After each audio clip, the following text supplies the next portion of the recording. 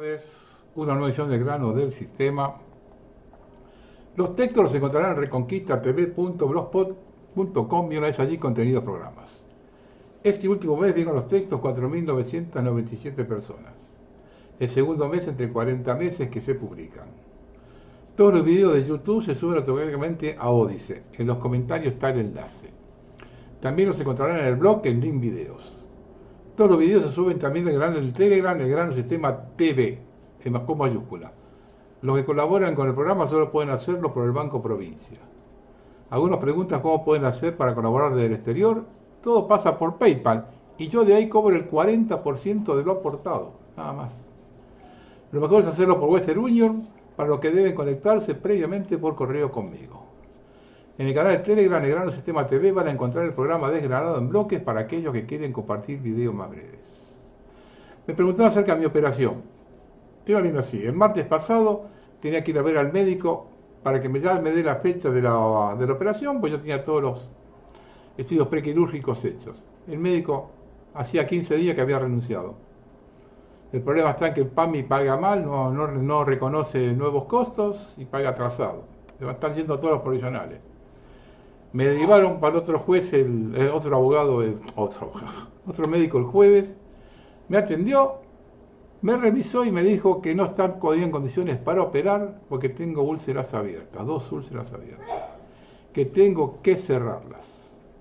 Entonces me dio turno para el 7 de noviembre, ahí las revisará, si están las úlceras cerradas me opera y si no esperaremos 30 días más. Esa es la historieta ahora. Lo primero que hay que hacer es quitar el título a aquellos que lo tuvieron en la universidad pública y votaron a favor del veto. Lo segundo, echarlos de la Cámara de Diputados. Sé que no se puede tener de representante a alguien tan desagradecido, teniendo en cuenta el sacrificio de la sociedad para financiarle la carrera en momentos de crisis. Hecho que aconteció con el presupuesto universitario va a tener las consecuencias de la noche de los bastones largos. El 29 de julio de 1966, un mes después del derrocamiento del presidente Arturo Illia, el gobierno del general Juan Carlos Onganía intervino en las universidades nacionales, las cuales fueron ocupadas militarmente en el episodio que se conoce como la Noche de los Bastones Largos. Tropas de la Policía Federal entraron en la fuerza en la Facultad de Ciencias Exactas de la UBA para reprimir a las autoridades, docentes, graduados y estudiantes que resistían a la intervención decretada por la Revolución Argentina. Los golpearon salvajemente y los encarcelaron. Eso provocó un gran éxodo de profesionales hacia el exterior. Aquella vez por la fuerza de los palos, esta vez por la fuerza de los bajos salarios. De esa forma comienza el vaciamiento. Se lo hizo con un tema que toca al 80% de los argentinos. El 68% de los alumnos de las universidades públicas son los primeros de la familia. Y peor que, según un diputado nacional, para dar un mensaje a los mercados. Una verdadera vergüenza es blanquear que estamos totalmente sometidos al poder financiero global. Siempre condicionaron la economía, pero jamás se metieron con la educación, ni los peores dictadores que tuvo el país. Este es el comienzo del final. Milei dinamitó una parte importante de su caudal electoral. Además, quien basó toda su estrategia de campaña en combatir la casta, mostró que se movió como lo peor de la casta, haciendo lo mismo que viene haciendo la política tradicional hace 40 años.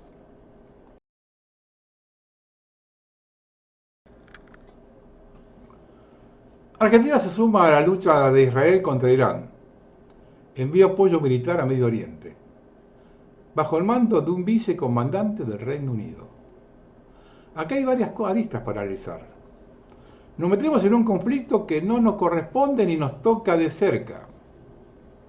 Nos convertimos gratuitamente en un objetivo de los grupos terroristas, agravado por tener un servicio de inteligencia preparado para el espionaje interno. Nos subordinamos ante un militar del Reino Unido, algo que va a gravitar en el futuro de nuestro conflicto con Malvinas. Y por último, sin la intervención del Congreso, que hasta el día de hoy no se tiene conocimiento de haber presentado un pedido de informes y menos aún la justicia ante un hecho determinante que viola la Constitución Nacional. Todo esto viene a comprobar que estamos gobernados por lo peor del cipallaje de la historia argentina.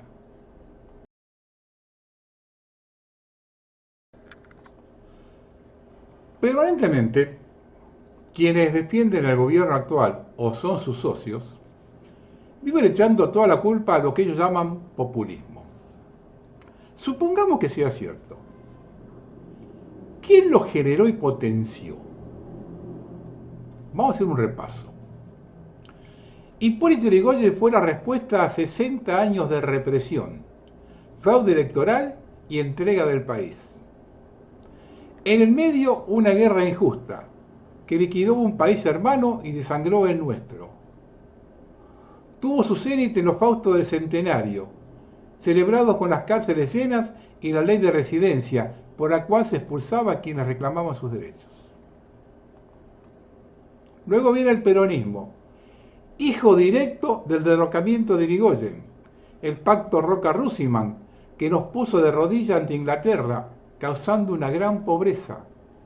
El encarcelamiento de obreros y 2 elecciones presidenciales fraudulentas, llamadas por ellos mismos fraude patriótico, todo lo que se conoce como la década infame. Primeras apariciones de la izquierda contemporánea, organizada durante el gobierno de Arturo Frondizi, quien fue vinculado al Partido Comunista en los años 50 por Julio Membiel. Socio de Aramburu en la Convención Constituyente de 1957. Todo eso generado por la pomposamente llamada Revolución Libertadora, que pactó con los comunistas para derogar la Constitución del 49 y sancionarla del 57. En el medio, persecuciones obreras y fusilamientos de disidentes. Aparición de la guerrilla organizada y los primeros actos del terrorismo, tal cual los conocemos ahora. Coincidentemente con el surgimiento de la Revolución Argentina por el general Onganía a la cabeza, que derroca al presidente Ilia. Comienza una purga en las universidades sobre la persecución política, cuyo último favor a la causa fue facilitar la fuga de los cabecillas de los diferentes movimientos terroristas de la cárcel de Rawson en agosto de 1972. Veamos ahora la aparición de la socialdemocracia con Raúl Alfonsín a la cabeza. Obra del plan económico de Martínez Dios, que generó la deuda externa que nos condiciona hasta el día de hoy, y además dio comienzo a la primera ola de cierre de fábricas por la competencia extranjera derivado de un dólar artificialmente barato. Coronado por la excelente idea de las cúpulas militares de hacer desaparecer gente, dándole a la izquierda fechas simbólicas para recordar, miles de próceres para evocar y un histórico juicio para emular a Nuremberg.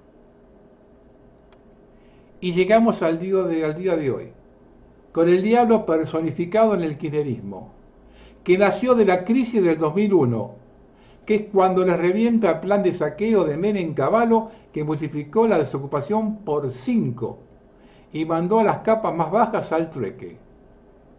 Recordemos que los planes sociales fueron instaurados por Duhalde en 2002, a raíz de la aparición del raquetismo en Tucumán, luego de 10 años de menemismo liberal. Y Kirchner en el 2003 significó la opción nueva a la vieja política. Quienes estuvieron siempre detrás de estos periodos liberales hicieron negocios con todos, absolutamente con todos los gobiernos. Ningún periodo populista los fundió. Siempre se han acomodado a las reglas del momento y fueron generando negocios futuros permanentemente. Además, cuando se habla de corrupción, ellos salen airosos. Los delincuentes son solo los políticos. Los que aportan la coima no tienen nada que ver. Para aquellos que dicen que las reglas de la corrupción las ponen los políticos, sigan el derrotero de los Macri o los Roca y se percatarán que no es así. Milei dice que la generación del 80 fue lo mejor del gobierno de la historia. Veamos. La avidez por hacer obras públicas obligó al gobierno de Roca a tomar créditos para cubrir el déficit. En 1886 1/3 de la recaudación era para pagar deuda. Se estaba formando un cóctel explosivo. Todo eso se sostenía con un sistema político perverso, en el cual el voto, debido al voto cantado, estaba plagado de fraudes, aprietes, intimidaciones. Un régimen liberal homogéneo dominaba el país completo. La oposición era alguien con una visión diferente de la misma política, o un despechado del régimen. No se discutían política de Estado. Además, Roca encontró un filón dentro del sistema constitucional que le permitió dominar el Congreso, el Senado. Los senadores no se elegían por voto popular, sino que por un conturbeño del gobernador con su legislatura. La totalidad de los senadores pertenecían al régimen.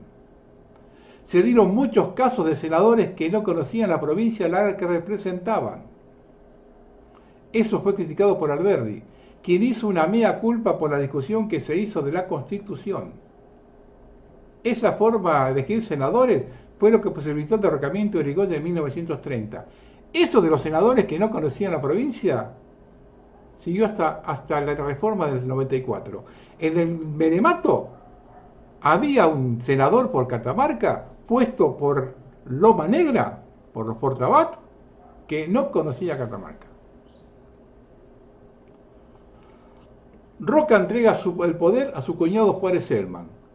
Un país con crecimiento increíble, totalmente diferente al que recibió, y pronto se pagaría la fiesta. Y aquí tenemos un caso único en la historia, el Pacto de la Boda. Este hombre es el único liberal que no tiene una calle o plaza que lo recuerde en Buenos Aires. No tenía demasiada capacidad, y cuando le explotó la bomba apagó el fuego con nafta. A la distancia, conociendo la astucia de Roca, es sospechoso que le haya errado tanto al bochazo al elegirlo. Roca era muy joven y ansiaba regresar. Necesitaba que alguien se haga cargo de la timba financiera y económica que había comenzado con Mitre. La República endeudada en demasía, más allá de su capacidad de pago, en préstitos anteriores, propios, endeudamiento por obras públicas. Un país, y escuchen bien esto, pásenselo a mi ley, un país exportador de bienes sin valor agregado, cuyo precio lo ponían los ingleses, e importador del resto de los productos manufacturados, cuyo precio también los ponían los ingleses, financiados con créditos de la banca británica, que fijaba los intereses, emisión monetaria sin respaldo y crédito blando que generó una masa de dinero, que al no haber actividad productiva donde invertir, se jugaba en la bolsa y en inversiones de dinero inmobiliarias, donde con los años todo tenía un valor ficticio, producido por la especulación. El país era una timba, bolsa, hipódromo, garitos, casinos clandestinos, mesas de póker, cuadreras, reñideros, aumento desmedido de la obra pública, se entra en cesación de pagos, quiebras por doquier, inflación y huelgas. Juárez prácticamente regala los ferrocarriles del Estado a los ingleses. Juan Manuel Estrada, en su discurso del 13 del 4 del 90, lo pinta de una manera magistral ese momento.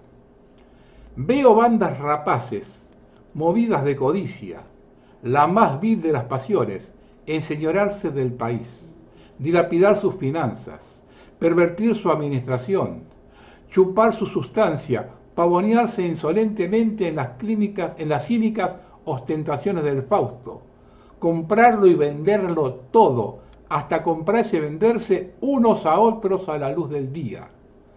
Veo más, veo un pueblo indolente y dormido que abdica sus derechos, olvida sus tradiciones, sus deberes y su porvenir, lo que debe a la honra de sus progenitores y al bien de la prosperidad, a su estirpe, a su familia, a sí mismos y a Dios, y se atropella en las bolsas, pululan los teatros, bulle en los paseos, en los regocijos y en los juegos, pero ha olvidado la senda del bien y va a todas partes menos donde van los pueblos animosos, cuyas instituciones amenazan desmoronarse carcomidas por la corrupción y los vicios. La lujuria arriba y la lujuria abajo. Esto es decadencia. Esto es la muerte. Reitero, esto fue escrito en 1890, no ayer. Se busca un responsable. Hay que se haga cargo de un proceso de 30 años y que sea responsable exclusivo. El hombre justo en el momento justo, en el lugar justo. Cualquier similitud con De la Rúa y Juárez Selman es pura casualidad. Todo revienta en la Revolución Radical del Parque en 1890, que la voy a analizar en otro momento. En 1892 Roca busca su segunda presidencia. ¿Piensan que aprendió la lección? El vicepresidente Carlos Pellegrini, a cargo de la presidencia tras la renuncia de Juárez Selman, una semana antes de los comicios denuncia una criminal conspiración subversiva contra él, Mitre, Roca y los generales en actividad, detiene y confina en un buque de guerra a los dirigentes radicales, incluidos los candidatos, clausura los comités y diarios de la oposición. Esa es la famosa generación del 80. Y hoy llegamos a Milei, que si alguno tenía dudas de su estado emocional, él se encargó de disiparla con el posteo que repitió. Marchas, paros, tomas, quieren derrocar al presidente con más huevo de la historia. Están avisados, zurdos, después no lloren derechos humanos y lesa humanidad. Jamás vi semejante amenaza desde el poder central. Ni Videla se atrevió a tanto. Los apologistas de la grieta que viven denostando a Perón por aquello de 5 de ellos por uno nuestro, ¿no tienen nada que decir?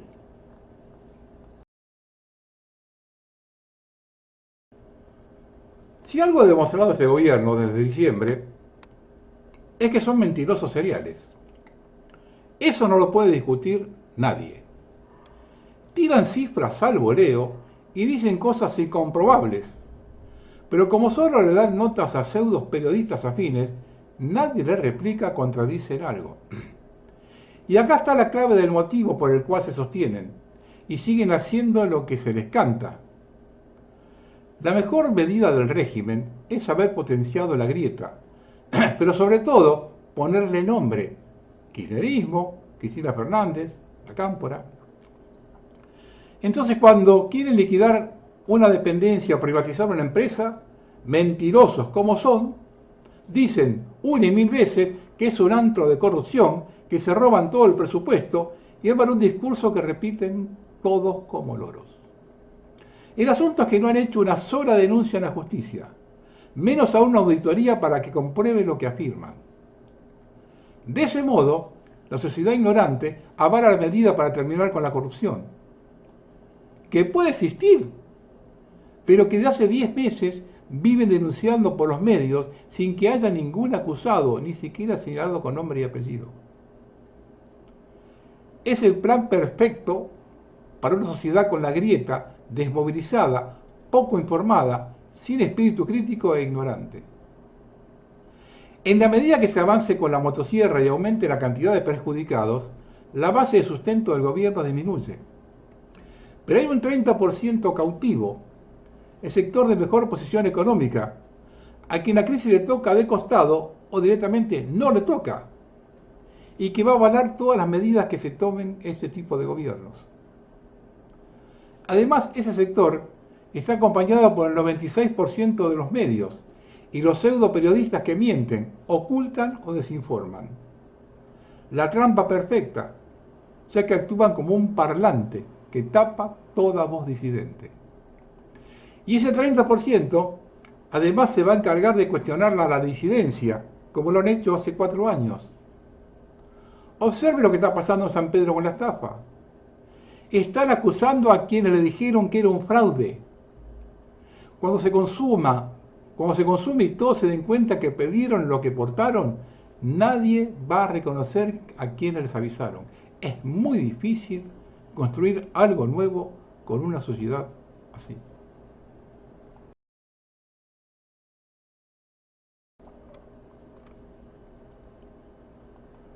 Siempre manifiesto que íbamos tropezando con la misma piedra y que la historia se repite. Vamos a explicar algunos hechos para los más jóvenes. Además, otra cosa que sostengo es que las grandes empresas no tuvieron problema nunca, cualquiera sea el gobierno. El medio pelo de que tanto habló Jauretche es la garantía que en este país no haya una revolución socialista. Duerman sin frazada. Los medianos, chicos y de allí para abajo los hacen pelota. Los de arriba nunca tuvieron problemas. Fue siempre así. Perón tuvo 10 años en el poder. En el 55 estaban igual que antes y los negocios que hicieron con la Revolución Libertadora los encontraron de pie. En 1916 dijeron se acabó la etapa conservadora. Dígame quién cayó durante el periodo radical. Observen los negocios que hicieron con Justo en la década infame. Estaban todos de pie. Ahora observen el trabajo planificado sobre nuestro país para llevarnos a esta situación. Martínez Dios hizo sancionar en 1977 la nueva ley de entidades financieras. La tasa era libre y el Banco Central se hacía cargo de los depósitos en caso de quiebra de la entidad. Es decir, varias financieras o pequeños bancos recibieron depósitos pagando tasas altas. Una vez que las juntaron, quebraron y se llevaron toda la plata. Debían generar negocios a los bancos multinacionales que prestan dinero. Así se estableció la bicicleta financiera. Pasar dólares a pesos, hacer plazo fijo y luego otra vez a dólares. La tasa de interés mensual estaba entre el 10 y el 12%. El dólar, según la tablita, aumenta el 2%. Neto de 8 a 10% mensual en dólares. Único en la galaxia. Esto se hacía con la garantía de las empresas del Estado. Las endeudaron haciéndolas inviables y con Menem las compraron por 2 pesos. Esta bicicleta financiera, cada vez que el dólar está planchado, anda como un violín. Caputo lo hizo con Macri y la están haciendo ahora. Así se saquea al país. ¿Con qué discurso convenció Martínez Dios a la gente? Con el mismo verso de siempre. Déficit fiscal, excesivo gasto público, reestructuración del Estado. ¿Le suena? Siempre se habló de la crueldad del gobierno de Milei con los que menos tienen. Son su objetivo, el mismo de los peregrinos. Esa crueldad la tuvo Martínez Dios con la circular 1050 del Banco Central, una verdadera infamia.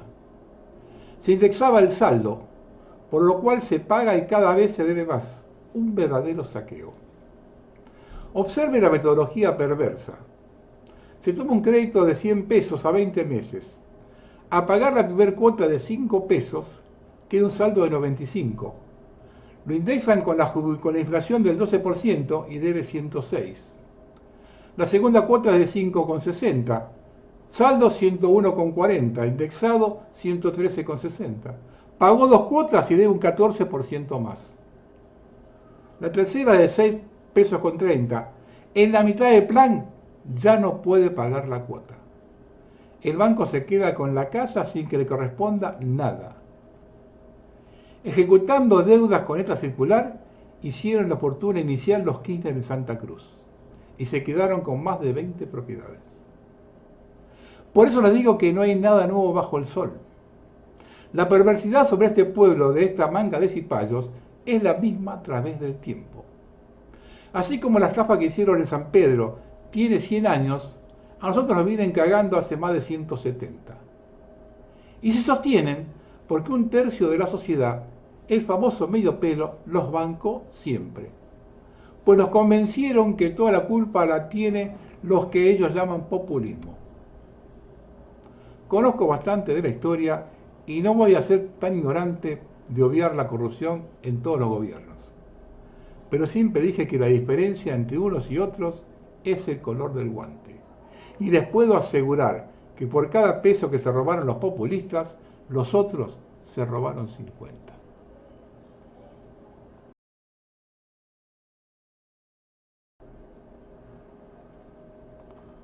Hace muchos años, cuando la droga recién comenzaba a ser un problema social, existía una institución llamada Cenareso, Centro Nacional de Reeducación Social, lo que da la pauta de un país donde el Estado estaba presente para todo aquello que requería su presencia, independientemente del tipo de gobierno. Ante cualquier problema de adicción, todos sabíamos que había que derivarlo al Cenareso. Hoy esa institución es el Hospital Licenciada Laura Bonaparte, que Milei decidió cerrar sin importar absolutamente nada de la gente. Una muestra más que el plan de destrucción es total. Javier Milei empezó con su plan desquiciado de cerrar hospitales nacionales. Lo pudo hacer gracias a que diputados y senadores le votaron la ley base con el consentimiento de varios gobernadores. No solo cerrarán hospitales, sino también universidades. El miércoles dicen que dieron marcha atrás. Yo no les creo. Son mentirosos. Deben haber retrocedido para tomar más impulso. Cuando uno se manifiesta con contundencia acerca del plan de los peregrinos sobre nuestro país, nos tildan de alarmistas.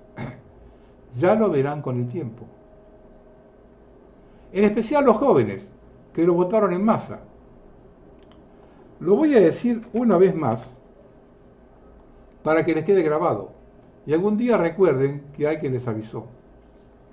Así como dijo Julio González en 1989, vienen por la tierra y la quieren vacía. Les digo ahora que ya está en marcha el plan prohibido y que los argentinos somos los próximos habitantes de la franja. En estos días se difundieron unas encuestas que yo no sé si son verdaderas.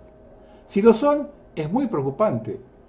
Y si no lo son, comenzó el trabajo fino sobre la sociedad. El encuestador aduce que la misma pregunta hizo en 2011. ¿Se considera clase media?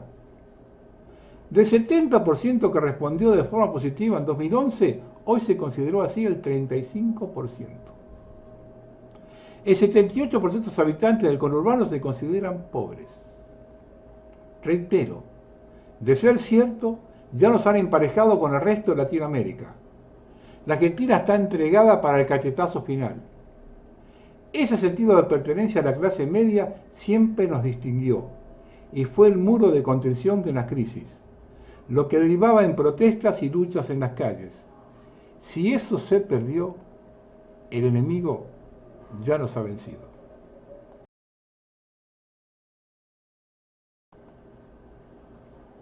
¿Han ido alguna vez al teatro? Al pagar la entrada, entras, se sientan y están seguros de que alguien les presentará desde el escenario. Cuando están privatizados hasta el último servicio esencial, pagar impuestos será como pagar una entrada al teatro, sentarse y encontrarse con un escenario vacío. ¿Sí? Porque pagamos impuestos entre lo más caro del mundo para que el Estado nos proporcione servicios. Pagarlos cuando todos los servicios están privatizados equivaldría a una extorsión inaceptable. Siempre he luchado por la sanidad y precisamente por eso nunca he tolerado que las multinacionales la saqueen, como ocurrió durante el cierre, vendiéndonos medicamentos y ponzoñas a precios altísimos que hicieron a todos de todo menos salvar a alguien. Los defensores de la privatización de la sanidad son, en mi opinión, idiotas y, si tenemos suerte, ingenuos. Creen en primer lugar en un modelo discriminatorio según el cual solo pueden recibir tratamiento aquellos que pueden permitírselo. Pero lo más grave es que nunca han comprendido que quienes se harán cargo de la asistencia sanitaria serían las habituales multinacionales globalistas hostiles a las personas, los mismos que muchos de estos idiotas creen que están luchando hoy. La atención sanitaria no debe privatizarse ni imponerse seguros, porque ambos elementos son exactamente lo que quiere el globalismo.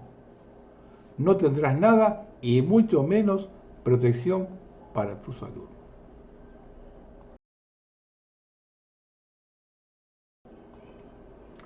La semana pasada mencioné el escrache con agresión en La Plata a Santiago Santurio. Ahora bien, ¿quién es esta gente? Santiago Santurio es hijo de Marcelo Santurio, ex socio del estudio basílico Fernández Madero y Dugan, este último padre de Pablo Dugan. Bernardo Dugan es el representante legal de los jesuitas en la Argentina y algunos de sus clientes eran frigoríficos ingleses. Alguien que trabajó como secretaria bilingüe en ese estudio, en 1980 y 1981, comenta su experiencia. Trabajé como secretaria de Marcelo Santurio y de Federico Pinedo padre. La despidieron porque querían que trabaje como moza para atenderlos a ellos y sus clientes. Cuando realizó sus trámites jubilatorios le faltaban los aportes del estudio junto con las retenciones que le habían efectuado en el sueldo.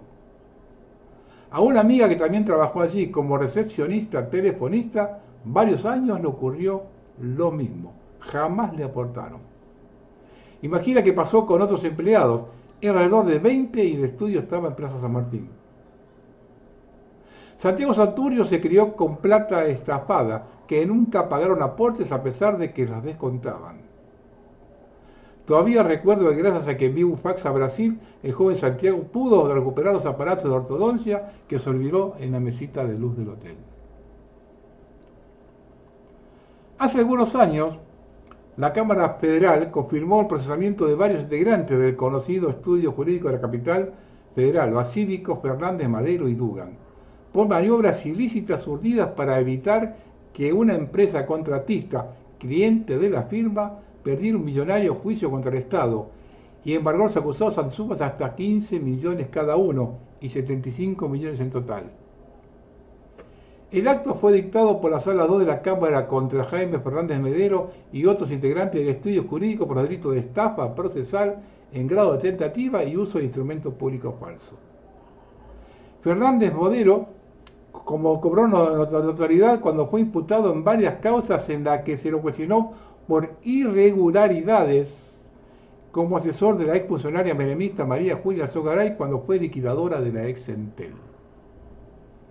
Las maniobras que se le imputan están relacionadas con un multimillonario juicio contra el Estado, en el que el estudio representaba a Bernardo Colli, el dueño de una empresa contratista a la que se le había adjudicado obras públicas y que habían obtenido una sentencia desfavorable en primera instancia. En nuestro país siempre pulularon estos estudios de abogados, que se prendieron en todas las maniobras para perjudicar al Estado, por medio de los chupadores de la teta. Por más que sigan apuntando a tal o cual político, los verdaderos responsables son los que tienen el poder económico avalados por lo que llaman justicia.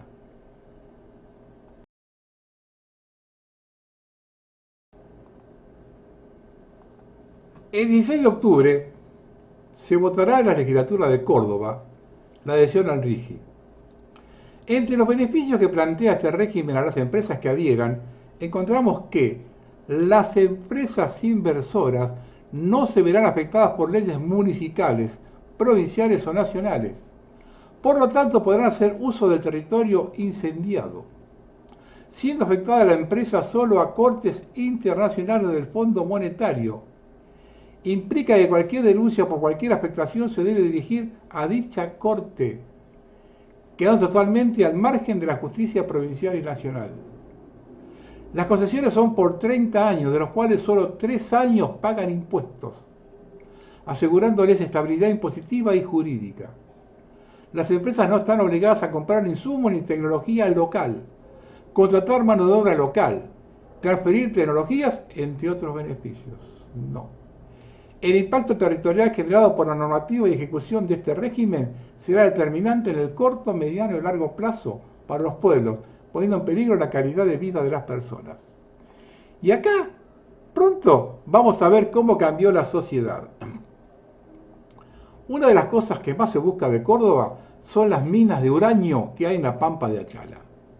Hace como 20 años, más o menos por ahí, años más, años menos, se propuso explotar esas minas de uranio en la Pampa de Achala. Se hizo una movida impresionante en Córdoba, sobre todo todos los que dependían del turismo, y eso no se pudo llevar a cabo. Quiero ver si ahora hacen lo mismo. Las cositas de la Argentina libertaria. Patricia Bullrich, el jueves pasado, publicó el siguiente tuit. ¿No la ves todavía? 3,5% de inflación. ¿Te das cuenta por qué hay que mantener el equilibrio presupuestario? Porque esto significa que millones de argentinos pagan menos por todos los productos que compran. Esto no es para uno, es para todos. Ahora bien, en 2015 protestaba por esto, junto a un gran conocido.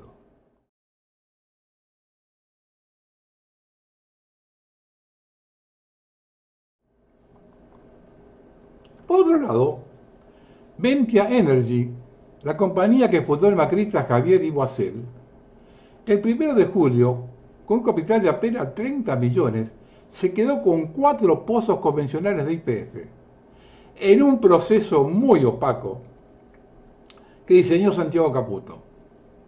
¿Van entendiendo el motivo del apoyo del macrismo a los vetos de Milei? Pregunto, los diputados del PRO que levantaron la mano, ¿cuántos barriles reciben? Esta es la técnica de la privatización. Cortar el presupuesto para asegurarse que las cosas no funcionen. La gente se molesta y se usa como excusa para pasarlo a manos del capital privado. Cuando el gobierno militar crea la deuda externa, la garantía eran las empresas del Estado. Alfonsín las reciben totalmente endeudadas, por lo que todo su ingreso era para pagar deudas. En su gestión no invirtió un peso en ellas, dejándolas servidas a Menem para privatizar.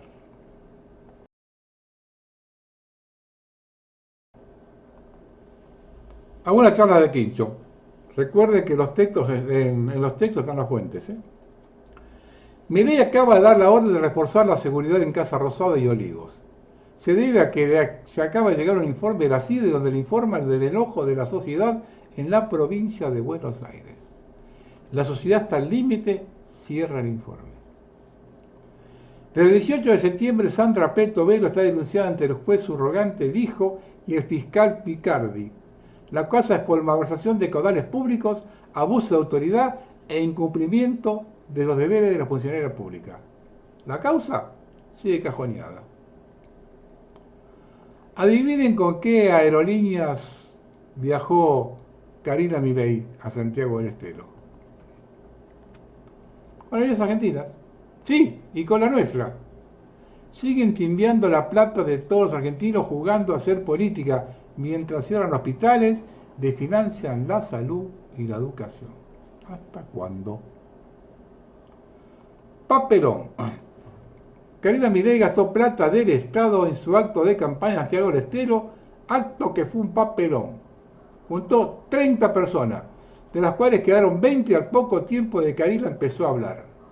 Y al salir del acto fue insultada por varias personas. El ejemplo de Milei. Se sorprenden por los estafados con el sistema Ponzi. No se olviden que tenemos el presidente a Javier Milei, quien recibió en la Rosada a Sordán Belfort, el lobo de Wall Street, un estafador que fue condenado, pero para Milei es un héroe. Con ideas de Luis Caputo, Milei eliminó el fondo fiduciario que financiaba el Plan Progresar. Quiere decir que eliminar su financiamiento se elimina el Plan Progresar. Manotearon el dinero de la caja que financiaba el programa educativo. El gobierno acaba de eliminar por decreto las becas Progresar y deja más de 1.700.000 estudiantes sin sus becas. Guillermo Franco Milei, con esto está firmando tu caída, mi Javier, piénsalo. Los estudiantes recrudecen en la lucha y se suman a la Universidad de Córdoba. Un grupo de policías encapuchados entró a la casa de Fernanda Miño, la dirigente social que lucha por los vulnerables y pelea para que le entreguen los alimentos retenidos por el gobierno de Milei. ¿Y si los encapuchados los envió el gobierno?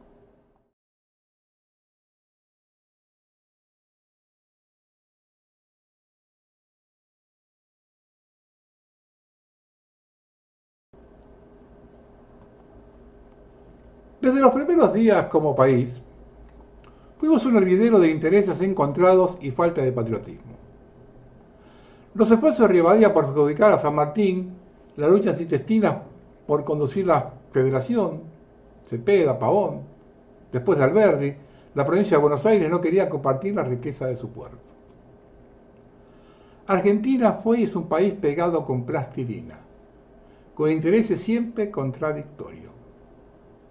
Mientras los norteamericanos tuvieron su guerra civil y luego construyeron un imperio, nosotros seguimos con las guerritas de baja intensidad entre facciones con intereses opuestos y mafias instaladas.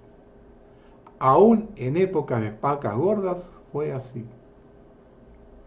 La burocracia de atorrantes que se denominan peronistas, los radicales que alguna vez fueron revolucionarios, luchan por el manejo de las arcas, dejando siempre a los argentinos de a pie, cada vez más pobres, aprovechados por los liberales que siempre estuvieron detrás de los otros.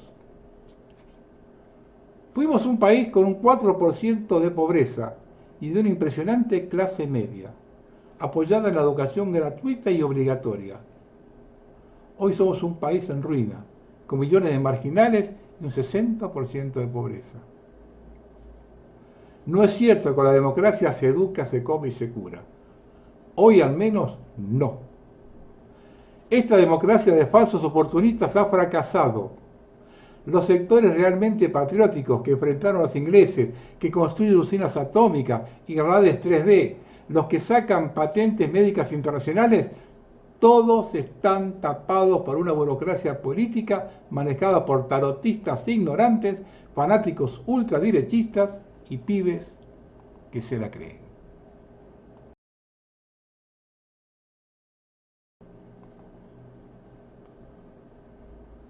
Como se dice a menudo aquí, la élite de la tiranía utiliza la masonería, las sociedades secretas y los grupos de presión globales para gobernar el planeta para la familia de la nobleza negra detrás de la Santa Sede y los oligarcas sionistas. La tercera guerra mundial que comenzará entre Israel e Irán es parte de la agenda para el nuevo orden mundial y la élite iraní está totalmente involucrada. Las masas del planeta desconocen y son víctimas de esta narrativa. Vean el edificio del Parlamento iraní en forma de pirámide, inaugurado en 2004, con 33 ventanas exteriores.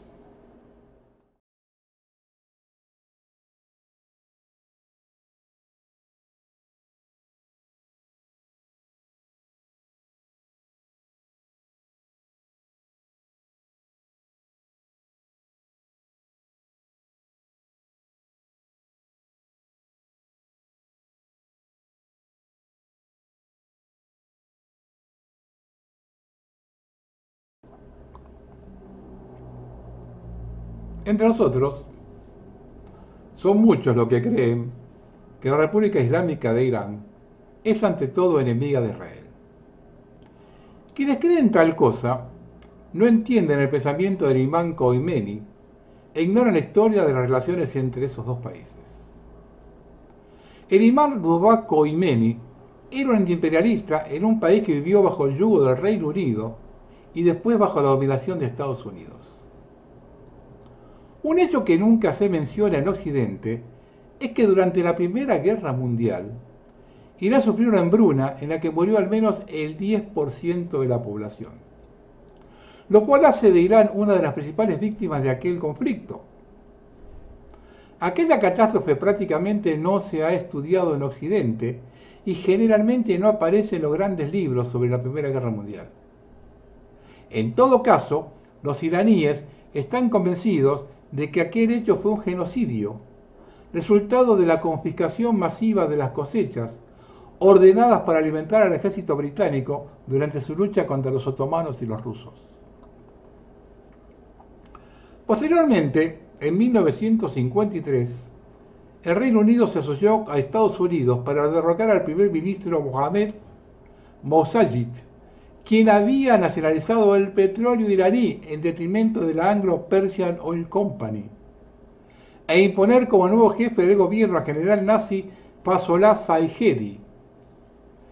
Como jefe del gobierno iraní, el general Fazollah Zahedi creó una policía política que se distinguió por su sadismo, la Savak. Para crear la Savak, Zahedi contó con la eficiente ayuda de un grupo de sionistas revisionistas israelíes enviados a Irán por Siyak Shamir, quien era entonces responsable de una rama del Mossad israelí.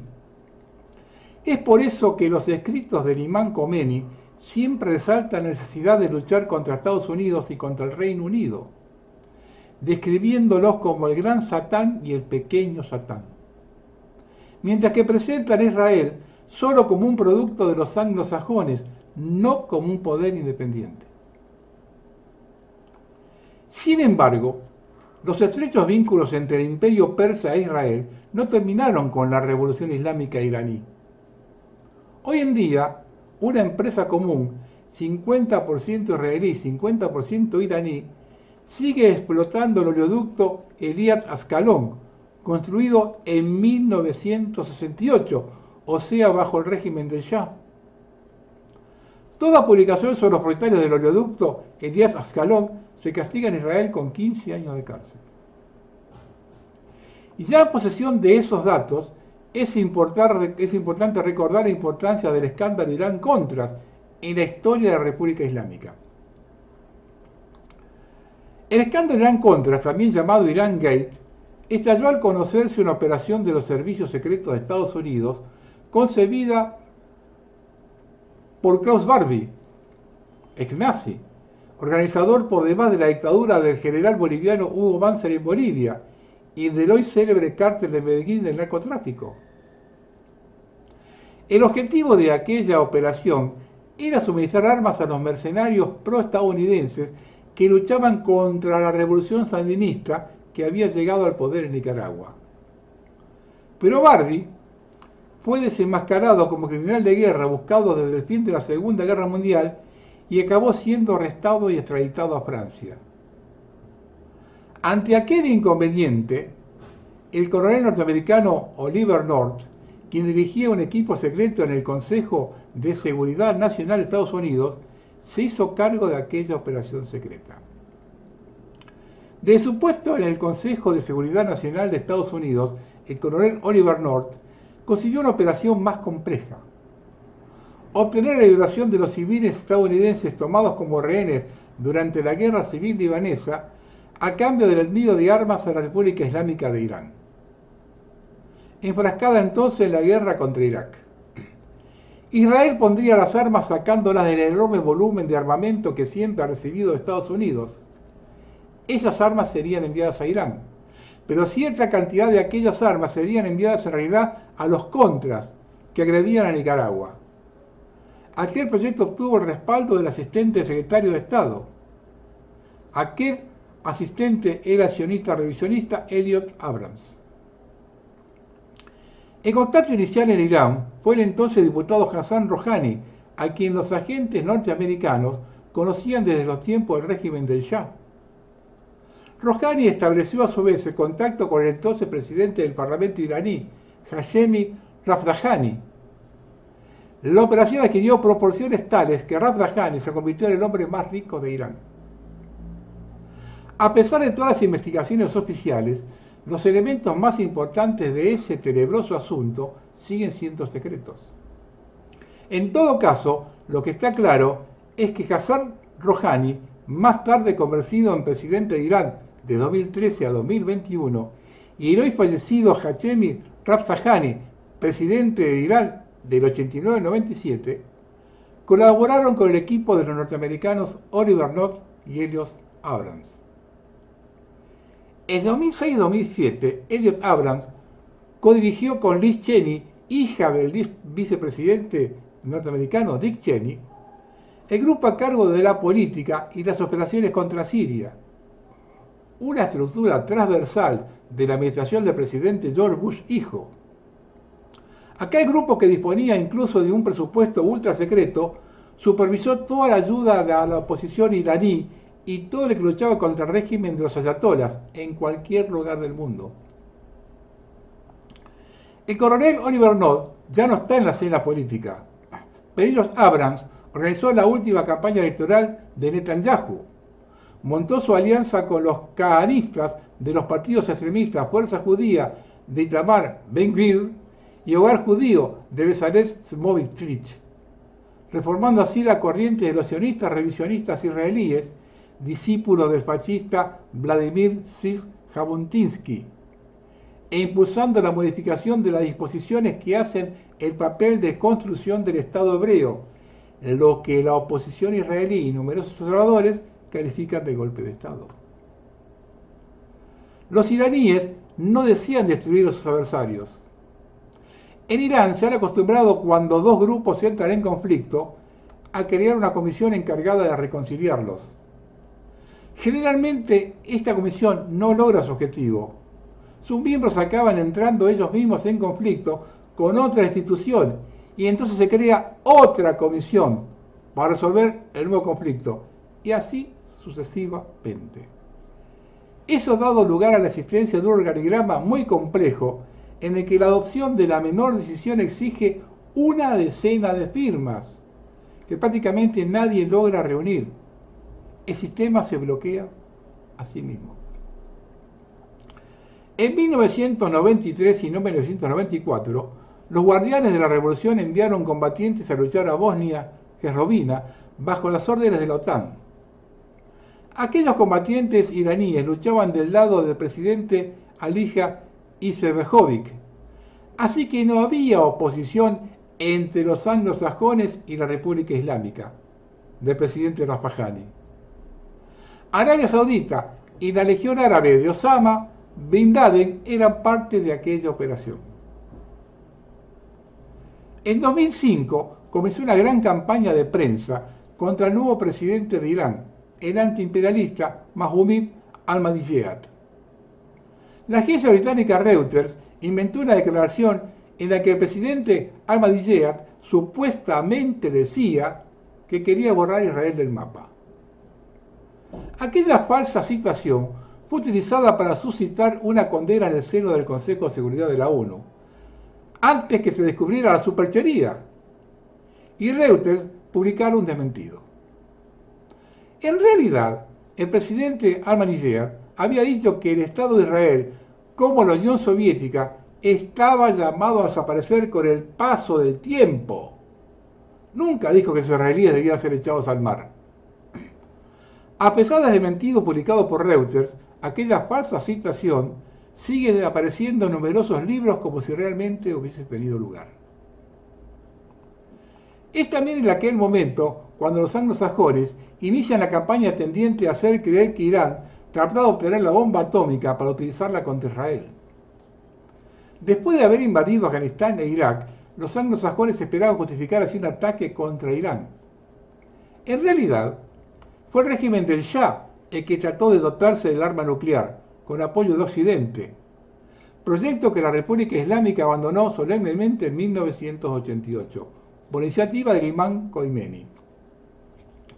Es importante revisar que desde aquella fecha, 1988, Irán nunca reanudó la investigación nuclear con fines militares. En 2009, Estados Unidos monta una revolución de color contra la reelección del presidente iraní nacionalista Ahmadinejad. Washington se apoya entonces claramente en el expresidente Rafsanjani. En 2003, negociando en secreto con enviados del guía supremo, el ayatollah Ali Khamenei, Estados Unidos logra finalmente sacar de la ecuación al grupo de Ahmadinejad y poner en el poder a Hassan Rouhani.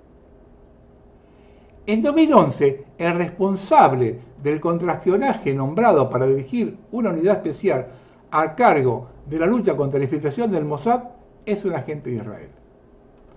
Ese personaje que se mantuvo en el cargo hasta 2021 y ahora vive en Israel, se rodeó de un equipo de una veintena de personas que también huyeron de Irán para instalarse en Israel. Fueron esos los organizadores de los asesinatos de científicos vinculados al programa nuclear iraní y del robo de los archivos iraníes que en su momento Netanyahu exhibió orgullosamente. En ese contexto, no es sorprendente que una fuente iraní haya revelado a Israel el lugar y el momento apropiado para asesinar a los principales dirigentes del Hezbollah libanés. Sobre todo cuando el guía supremo está negociando secretamente con la administración Biden con la idea de alcanzar un acuerdo antes del 5 de noviembre, el día de la elección presidencial norteamericana. Esto significa que los pro-norteamericanos son en este momento más poderosos que nunca en Teherán. El principal problema de Irán no es la oposición entre conservadores y renovadores, como afirma la prensa occidental. El conservador Ahmadinejad era partidario de que cada cual fuese libre de dejarse o no crecer la barba, o en el caso de las mujeres de portar o no el velo islámico. Mientras que el renovador Hossein Mousavi, siempre respaldado por Occidente, siempre se pronunció en contra de la libertad de los homosexuales. El problema fundamentalmente de Irán es la parálisis de sus instituciones. Existe, por supuesto, una corriente antijudía, al igual que existió el partido nazi, pero la comunidad judía iraní está representada en el Parlamento de la República Islámica. La vida política iraní se explica más bien de manera sociológica. La burguesía de Teherán y de Isfahán obtiene su riqueza del comercio internacional y por eso aspira a la abolición de las fronteras. Pero el pueblo de las regiones rurales recuerda la hambruna que diezmó sus familias bajo la mirada impasible de los anglosajones. Factores esenciales que no debemos olvidar. En Irán existe una pequeña minoría favorable a Occidente y a Israel. Como presidente de la República Islámica 1989-1997, Hashemi Rafsanjani envió combatientes a iraníes a luchar en Bosnia-Herzegovina bajo las órdenes de la OTAN. En Irán no es imposible mantener una retórica anti-israelí y seguir haciendo negocios con el gobierno de Israel. Actualmente la República Islámica y el Estado hebreo siguen explotando juntos el oleoducto Elias Ascalón, indispensable para la economía de Israel. Los pro-israelíes ejercen funciones importantes en la República Islámica. No sería sorprendente que miembros de los círculos oficiales iraníes hayan traicionado al líder de Hezbollah libanés, Hassan Nasrallah.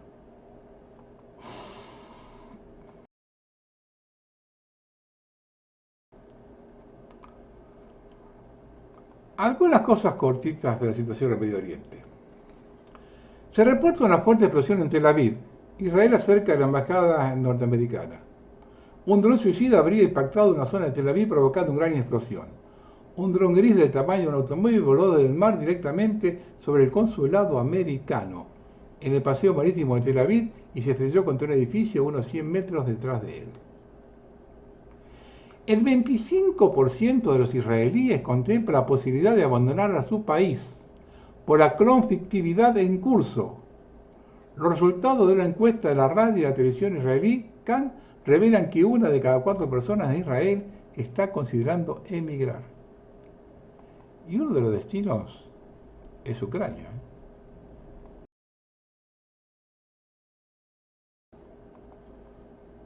Algo cortito sobre los huracanes. Muchos usuarios denuncian que los videos que relacionan al huracán Helene con el litio están siendo eliminados. El Departamento de Defensa de Estados Unidos firma un acuerdo para ampliar la minería de litio nacional para las cadenas de suministro de baterías de Estados Unidos. Carolina Lithium es un proyecto de litio propuesto multifase y totalmente integrado en el condado de Gaston, Carolina del Norte, por donde pasó el huracán Helene. Extraños colores de rayos de colores durante el huracán Milton en Florida. Oh my God. You guys are holy. You have no idea how crazy this is right now. I don't see a tornado with it, but holy shit. That's close. Dude, you should see this crap. Oh my God. I'm not scared of that. It's not normal, Jordan. I swear. Yeah, it's just consistent. Yeah. Like if you watch it, it looks like it's on replay. It's just going from the right to the middle to the right to the middle. right. Where's middle? Right. Middle. Middle. This is insane. Right. Middle. Exactly. It's pretty weird. And it's happening on two different parts at the same time. Whoa. It's That was happening just a strike over there. at the same time. It's been- But there's no sound. Literally zero sound. We just have a whole light show. Yeah, that is kind of crazy. It's insanity. Not a single sound. Single ounce. Not a single ounce of sound. Yeah. And it's not like it's little lightning. Like you're seeing straight up lightning bolts. Yeah, bolts with no sound. Makes no sense to me. No sense. And it's purple.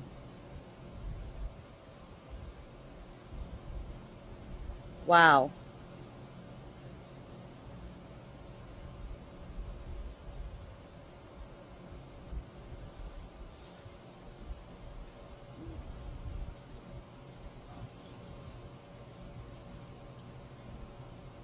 You know what I do?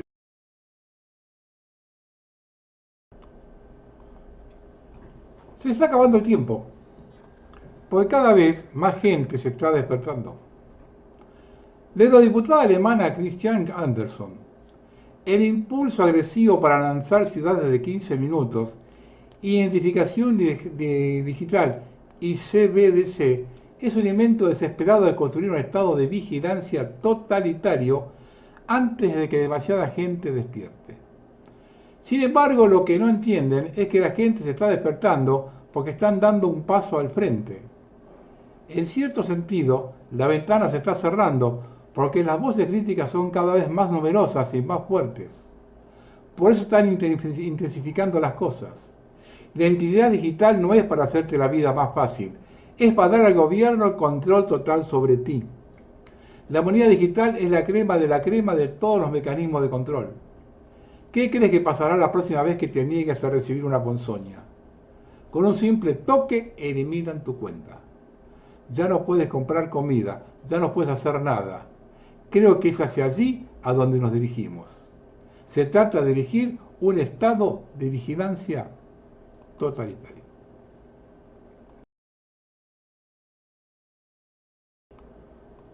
Una zapatilla de un siglo maravilloso. Donald Trump dice que Israel necesita tiempo para terminar el trabajo en Gaza y expresa preocupación porque la gente niega el ataque del 7 de octubre, equiparándolo con los negadores del Holocausto. También se queja de que Israel ha perdido su influencia en el Congreso estadounidense y promete restaurarla si es elegido. ¿Drenando el pantano? Claro que sí. Netanyahu. Somos el pueblo eterno, un pueblo que lucha para traer la luz al mundo y erradicar el mal. Netanyahu propone cambiar el nombre de la guerra de espadas de hierro a guerra del apocalipsis. La respuesta de Israel a los ataques iraníes es inminente, dijo un funcionario de defensa estadounidense. Irán advierte que cualquier país árabe que ayude a Israel enfrentará graves consecuencias. El Israel Times señala que Irán podría atacar a Arabia Saudita si sus refinerías de petróleo son atacadas por Israel. Air Europa ha extendido la cancelación de sus vuelos a Israel hasta el próximo 14 de octubre por inestabilidad en la zona debido a la intensificación del conflicto Oriente Medio. Escucharon el informe del bloque anterior, ¿no? 8 países de la OTAN han desplegado tropas cerca de la frontera con Bielorrusia. Como anunció el Ministerio de Defensa de la República, en Lituania ha comenzado el ejercicio El Lobo de Hierro, en el que participan 3.200 soldados de la OTAN. Dura hasta el 17 de octubre. En el ejercicio participan militares de Alemania, Estados Unidos, Bélgica, República Checa, Luxemburgo, Noruega y Países Bajos. Además se desplegarán 700 unidades de equipamiento militar. El principal objetivo del ejercicio es la plena integración del grupo de batalla Fuerzas Avanzadas de la OTAN. Lukashenko había advertido previamente que se utilizarán armas nucleares en caso de un ataque de la OTAN a Bielorrusia.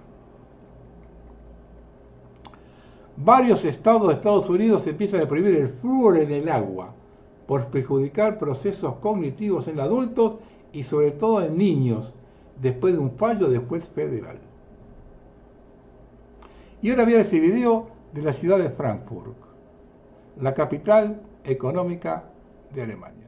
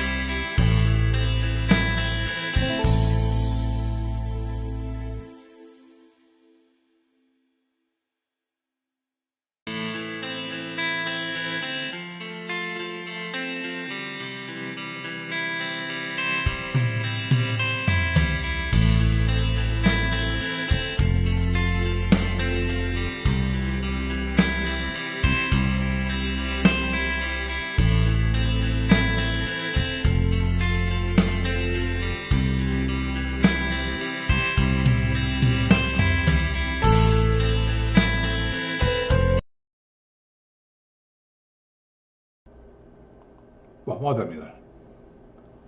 El presidente, en otra demostración, ya no sabemos si de ignorancia o provocación, llegó a criticar a la Universidad de Rosario por tener 80.000 alumnos y 10.500 empleados. Un empleado cada 8 alumnos fue lo que dijo Milei. El decano salió a cruzarlo, con datos ciertos de cerca de más de 20 institutos de enseñanzas e investigación que depende de la universidad, aparte de las facultades, dejando pedaleando en el aire al presidente. Vive papeloneando. Algo muy curioso es observar cómo los medios de desinformación de derecha de todo el mundo cronicaron el voto en el Congreso referente a la universidad pública. La realidad es que se rechazó el veto de Milei por 160 votos, pero no alcanzó a cubrir los 2/3.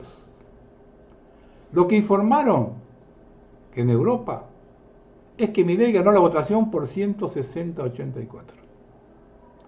Una demostración más de la conjura de la mentira y la conspiración del silencio. Un hecho curioso que los pinta de cuerpo entero. Riquelme ganó las elecciones en Boca Juniors y sabemos lo que dijo Macri de eso y de él. Más aún cuando Milei fue insultado al ir a votar.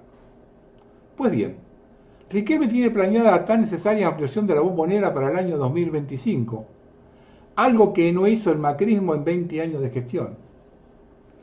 En respuesta a ello, ingresó en la legislatura porteña un proyecto de designar a la Bombonera patrimonio histórico, por lo cual no podría hacerse ninguna modificación. Así se mueve esta gente. Milei permanentemente dice que recibió la peor herencia de la historia. Pregunto, ¿peor que la de Alfonsín? ¿Una deuda externa multiplicada por 9? ¿Miles de desaparecidos? ¿Una guerra perdida y la estatización de la deuda externa? Peor que la de Menem, con 3.100% de inflación real, no el 17% inventado por un mentiroso serial. Peor que la de Duhalde, con el país por el piso, la gente golpeando la puerta de los bancos, la población en el trueque y 15 cuasi monedas provinciales. Algunos dirán que todo eso fue armado por el régimen, correcto. Del mismo modo que la presidencia de Alberto Fernández fue preparada para que suba Milei. Milei debería haberse postulado en Brasil, o más grande del mundo. La más grande herencia, el más grande referente del planeta, el presidente con más huevo de la historia, el mejor ministro de la historia. Tan importante que nunca sale a la calle ni a recorrer el interior. El viernes, en un acto de demagogia, va a visitar el comercio donde se refugió el libertario provocador. No tengo información que haya ido a Crónica a visitar al camarógrafo que la policía le rompió la cámara. Pero su primera salida entre la gente no le fue demasiado bien.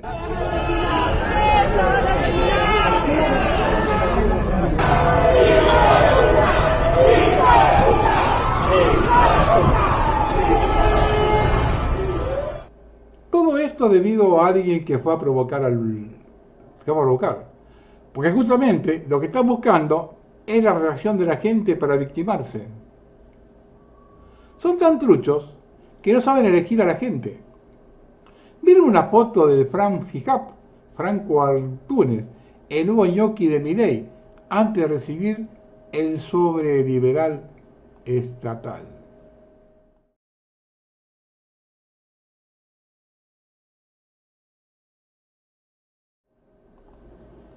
Parece que el único que no le va bien en la calle no es el único que no le va bien en la calle. A Martín Menem también lo saluda. Se ríe Martín Menem ante la situación. Obviamente el dispositivo de seguridad, le tiran agua a algunos vecinos. ¿Sí? Tiran agua, jugo. Obviamente un momento que iba a suceder. ¿Sí? Un terrible delincuente pasó acá, Menem. Encima los infiltrados saludando a la policía. Está todo. Eso es verdad, algo para destacar. Sí, que menciona uno de los vecinos. Menciona uno de los vecinos. Mira, tiran obviamente algunas. O el diputado de La Pampa, que tuvo salida del parque en el baúl de un patrullero. Mientras esto sucede, la realidad nos pasa por encima. De distintos municipios del conurbano bonaerense salen micros hacia el mercado central para que la gente reciba lo que los puesteros tiran por no estar en condiciones para la venta. Algo nunca visto en la Argentina, la confirmación de la pobreza. El mejor presidente de la historia en una disertación ante empresarios. Vale acotar que unos cuantos que se veían en el auditorio se cansaron de hacer negocio con el kirchnerismo. Milei se explicaba las maravillas de su plan económico y le solicitaba que inviertan en el país. En medio del discurso dijo textual: no le demos lugar a los zurdos de mierda que dicen que la ganancia extraordinaria está mal. No solo muestra su intolerancia, sino que mete a todos que pidan diferente en la misma bolsa, sino que su lenguaje, además de cloaca, en cualquier ámbito lo califica. No dijeron algo similar y generaron ganía cuando apaleaba a los profesores de izquierda en la facultad, ni Videla cuando los hacía desaparecer arrojándolos en un avión al río. Una demostración más en manos de quién estamos. Pero hay algo positivo de Milei. Llegó el liberalismo desde una disciplina o ciencia de los altos claustros a la calle, al ideario común, lo popularizó. Hoy todos saben lo que significa el liberalismo: hambre. Mañana cualquiera que quiera seguir ese camino, ya sea vía Victoria Villarroel o Pichetto vía Asamblea Legislativa, sabe que tiene que ofrecer algo completamente diferente. Si insiste en más de lo mismo u otra vuelta de tuerca, la gente sabe que le están ofreciendo más hambre. Como sabemos que todos se mueven dentro de las reglas del régimen, estamos seguros que no tienen salida. Buenas tardes.